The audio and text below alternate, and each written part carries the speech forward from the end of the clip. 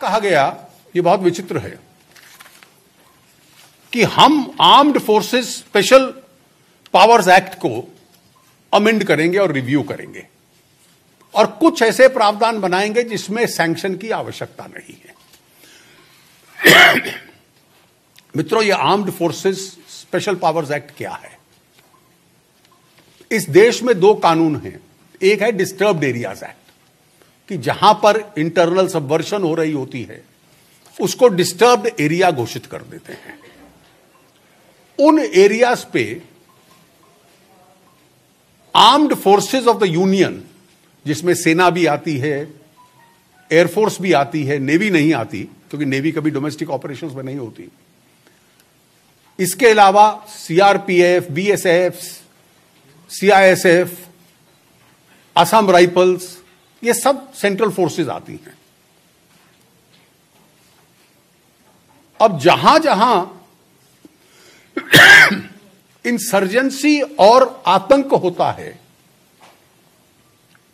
और वहां disturb area होता है, तो कोई किसी आर्म्ड फोर्सेस के, सेना के किसी अधिकारी के खिलाफ क्रिमिनल केस डालना चाहता है, वो अपनी जिम्मेवारी निभा रहा है, इसलिए तो उसको सरकार की सैंक्शन लेनी पड़ती है।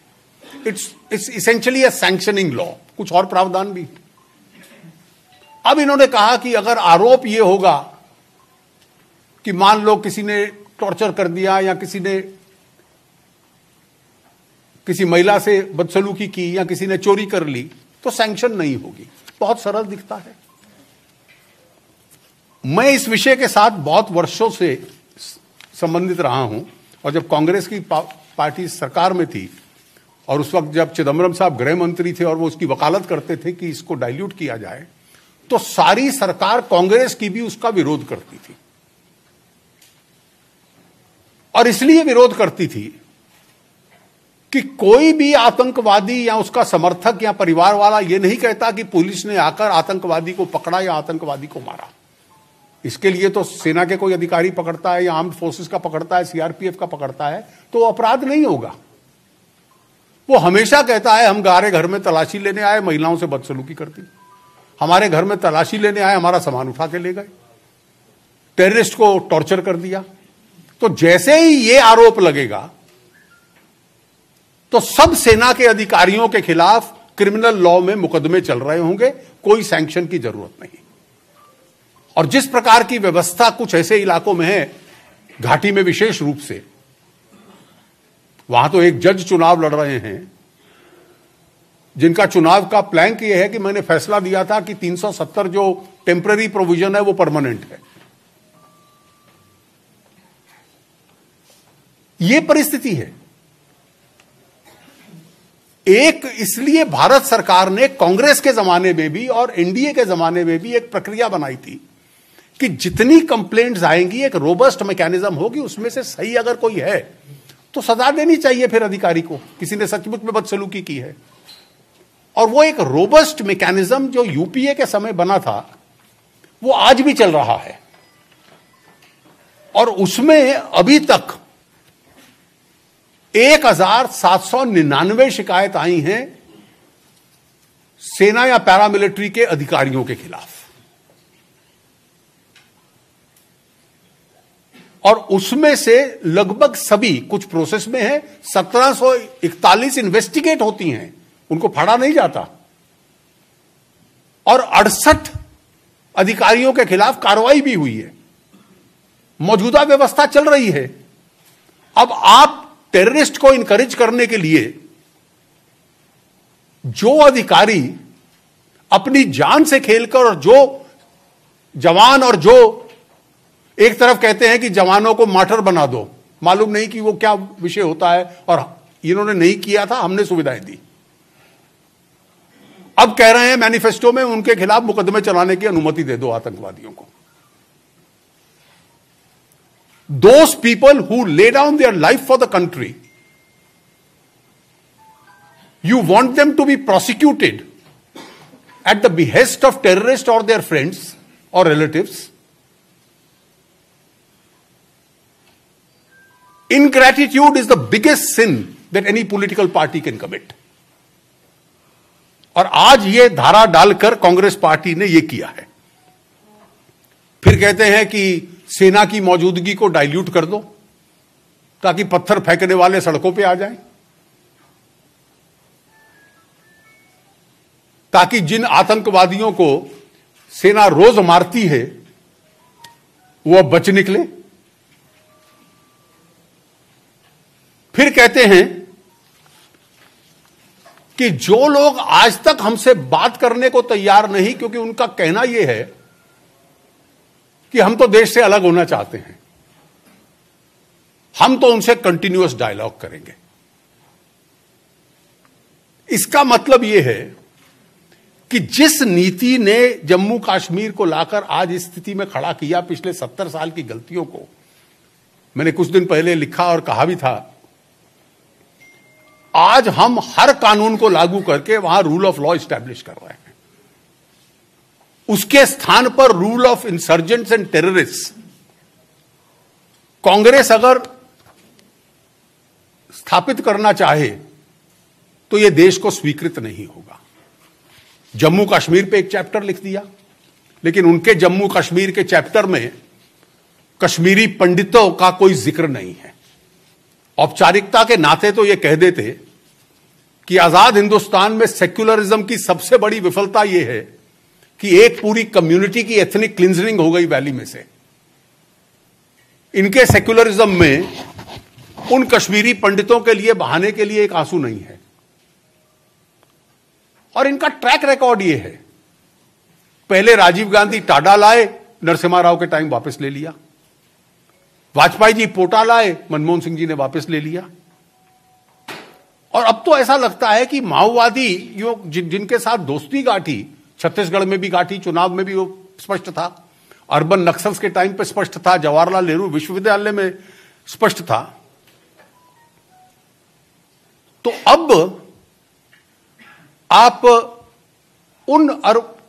मुझे लगता है कुछ ड्राफ्टिंग के काम में उनसे आवश्यकता से अधिक सहयोग ले लिया है।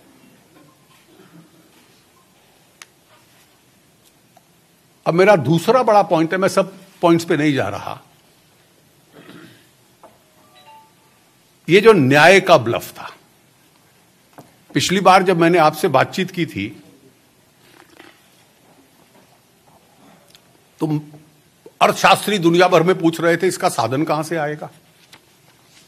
दूसरा प्रश्न था कि मौजूदा सब्सिडीज का क्या करेंगे जो डीबीटी में जाती हैं। पहले दिन तो चुप थे, अगले दिन कहा नहीं नहीं नहीं ये उसके अलावा होगा। तो जिस विद्वान व्यक्ति ने ये मैनिफेस्टो बनाया उन्होंने कहा कि देखिए इसका साधन आएगा जब अर्थव्यवस्था बढ़ेगी तो साधन भी बढ़ेंगे, उसी से ये फाइनेंस हो जाएगी। जब एक मुर्गी खरीदेंगे वो अंडा देगी, उससे 1000 मुर्गी बनेगी तो करोड़पति मैं तभी बनूंगा। ये न्याय के इंप्लीमेंटेशन की रोडमैप है। अब मैं फिर एक एक लाइन बारीकी से पढ़ता रहा और आज मैंने कम से कम वो पैराग्राफ चैप्टर 4 बार पढ़ा। उसमें से क्या निकला, ये पॉइंट नंबर 9 है 19-20 पेज पे। पहला, fiscal prudence will be maintained, यानी कोई अन्य बोझ अर्थव्यवस्था पे नहीं होगा। दूसरा, इसका पायलट भी होगा, टेस्टिंग भी होगी, इसको फेजेस में इस्तेमाल किया जाएगा। भविष्य में जब अर्थव्यवस्था बढ़ेगी तो यह भी अपने आप एक्सपैंड करेगी। यही सोचकर 80 के दशक में इंदिरा जी और राजीव जी ने एक फिस्कल इररिस्पॉन्सिबिलिटी की थी। आमदनी बढ़ाई नहीं, खर्चा बढ़ा दिया। छठे 5 ईयर प्लान में 80 से 85 तक फिस्कल डेफिसिट 6.2%, 7वें में 8.2%, 6.4 और 8.2। और उसका असर यह हुआ कि मनमोहन सिंह जी को ढूंढ के लाना पड़ा कि यह देश कंगाल हो गया है, डेट ट्रैप में पहुंच गया है और इसलिए देश को बचाओ। We were on the verge of insolvency और यहां से टोली गई आईएमएफ वहां से मांगने के लिए कि हमारे देश को बचाओ। और जब यूपीए सरकार ने भी ये किया था तो मुद्रास्फीति आम आदमी के लिए बढ़ गई थी, 10.4% तक गई। यूपीए कार्यकाल की दूसरा जो फेज था 9 से 14 का, उसमें इन्फ्लेशन 10% से ऊपर था। जो लोग इसके समर्थक हैं, उनके एक अर्थशास्त्री को मैं सुन रहा था टेलीविजन पे, उन्होंने कहा कि एक ही तरीका है कि इस पे टैक्स बढ़ा दो। तो ईमानदारी से कहो आपकी नीति ये है।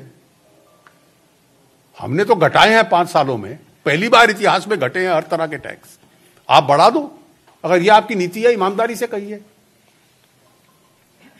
अब आज इन्होंने दो चीजें, जब सच्चाई को छुपाया जाता है तो बड़ी मुश्किल से बाहर निकलती है, लेकिन सच्चाई में एक गुण होता है कि सीमाएं तोड़ देती है और अपने आप बाहर आ जाती है, इट लीक्स इटसेल्फ आउट। आज दो और संकेत मिल गए मैनिफेस्टो में। पहला मिला, ये केंद्र की इसकी योजना नहीं है, इसके साधन केंद्रों से भी आएंगे और राज्यों से भी आएंगे। भाई आपके 5 राज्य हैं,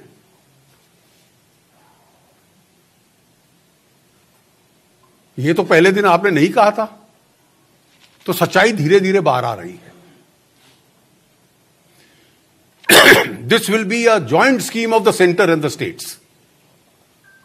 दूसरा ये कह दिया, और ये शब्द करिए जो मैंने कहा ना, विशेष रूप से चिदम्बरम साहब जब कुछ लिखते हैं तो the devil is always in the detail.